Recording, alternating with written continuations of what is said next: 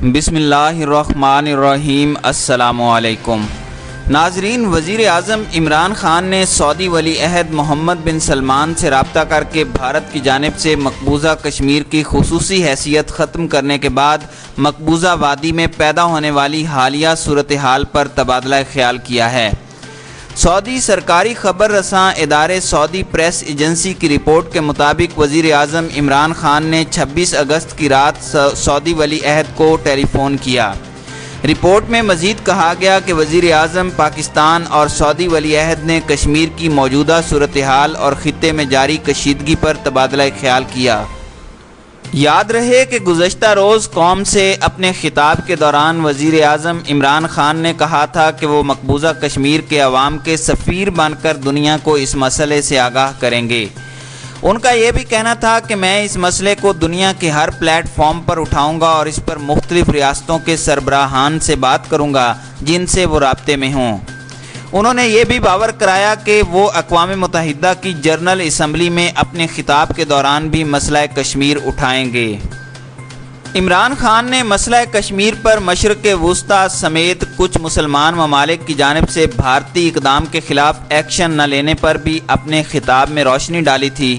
انہوں نے کہا تھا کہ اگر کچھ مسلمان ممالک اس مسئلے کو اپنے اقتصادی مفادات کی وجہ سے نہیں اٹھا رہے تو وہ ایک دن ہمارے ساتھ ہوں گے، وقت کے ساتھ انہیں آنا ہوگا۔ دریں اثنا اقوام متحدہ میں پاکستان کی مستقل مندوب ڈاکٹر ملیحہ لودھی نے اقوام متحدہ کی جنرل اسمبلی کی صدر ماریا فرنینڈا سے ملاقات کی اور مقبوضہ کشمیر کی حالیہ صورتحال کے بارے میں انہیں بریفنگ دی۔ سماجی رابطے کی ویب سائٹ ٹویٹر پر اپنے ایک پیغام میں پاکستانی مندوب کا کہنا تھا کہ انہوں نے اقوام متحدہ کی جنرل اسمبلی کی صدر کو بھارت کی جانب سے وادی میں نافذ کرفیو اور لاک ڈاؤن سے متعلق بتایا، جس کی وجہ سے کشمیری عوام کے دکھوں میں مزید اضافہ ہو رہا ہے۔ انہوں نے کہا کہ اقوام متحدہ کو مقبوضہ کشمیر کے معاملے پر اپنی ذمہ داریاں نبھانی چاہیے۔ خیال رہے کہ حکمران جماعت بھارتیہ جنتا پارٹی نے 5 اگست کو صدارتی فرمان کے ذریعے آئین میں مقبوضہ کشمیر کو خصوصی حیثیت دینے والی دفعہ 370 کو منسوخ کرنے کا اعلان کر دیا تھا، جس کے بعد مقبوضہ علاقہ اب ریاست نہیں بلکہ وفاقی اکائی کہلائے گا، جس کی قانون ساز اسمبلی ہوگی۔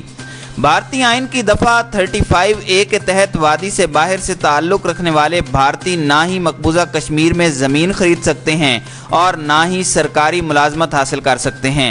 یہ دونوں معاملات بھارتی وزیر اعظم نریندر مودی کا ہدف تھے۔ آئین میں مذکورہ تبدیلی سے قبل دہلی سرکار نے مقبوضہ کشمیر میں سیکیورٹی اہلکاروں کی نفری کو بڑھاتے ہوئے 9 لاکھ تک پہنچا دیا تھا۔ بعد ازاں مقبوضہ وادی میں کرفیو نافذ کر دیا گیا تھا اور کسی بھی طرح کی نقل و حرکت پر پابندی عائد کر دی گئی تھی، جو عید الاضحیٰ کے موقع پر بھی برقرار رہی، تاہم اس میں چند مقامات پر جزوی نرمی بھی دیکھنے میں آئی۔ بھارتی حکومت کے اس غیر قانونی اقدام کے بعد کشمیریوں کی جانب سے مسلسل احتجاج بھی کیا جا رہا ہے، جبکہ بھارتی فورسز کے ساتھ جھڑپ میں متعدد کشمیری شہید اور زخمی ہو چکے ہیں۔ واضح رہے کہ کشمیر کی خصوصی اہمیت ختم کرنے کے بعد وادی میں ہونے والے انسانی حقوق کے استحصال پر امریکی میڈیا بھی بول پڑا اور اقوام متحدہ کے کردار پر سوالات اٹھا دیے۔ CNN نے اپنی رپورٹ میں سوال اٹھایا کہ کیا کشمیر جیسے اس اہم ترین مسئلے پر سلامتی کونسل مزید 50 سال گزرنے کے بعد اپنا کردار ادا کرے گا؟ خیال رہے کہ بھارت کی جانب سے آرٹیکل 370 کی منسوخی کے بعد سفارتی سطح پر پاکستان بہت زیادہ متحرک دکھائی دیتا ہے۔ اس ضمن میں نہ صرف پاکستانی وزیر خارجہ دیگر ممالک سے روابط میں ہیں، بلکہ اسلام آباد کے مطالبے پر مسئلہ کشمیر پر بات چیت کے لیے اقوام متحدہ کی سلامتی کونسل کا بند کمرے میں اجلاس بھی منعقد ہوا۔ یاد رہے کہ 22 اگست کو امریکی اخبار نیو یارک ٹائمز کو انٹرویو دیتے ہوئے وزیر اعظم عمران خان نے واضح کیا تھا کہ پاکستان بھارت سے بات چیت کے لیے بہت کچھ کر چکا ہے، اب مزید کچھ نہیں کر سکتا، بھارت سے مذاکرات کا فائدہ نہیں ہے۔ انہوں نے اپنے انٹرویو میں نئی دہلی کی موجودہ حکومت کو نازی جرمنی کی حکومت سے تشبیہ دی تھی اور کہا تھا کہ اس وقت 2 ایٹمی طاقتیں ایک دوسرے کی آنکھ میں آنکھ ڈالے ہوئے ہیں، کچھ بھی ہو سکتا ہے۔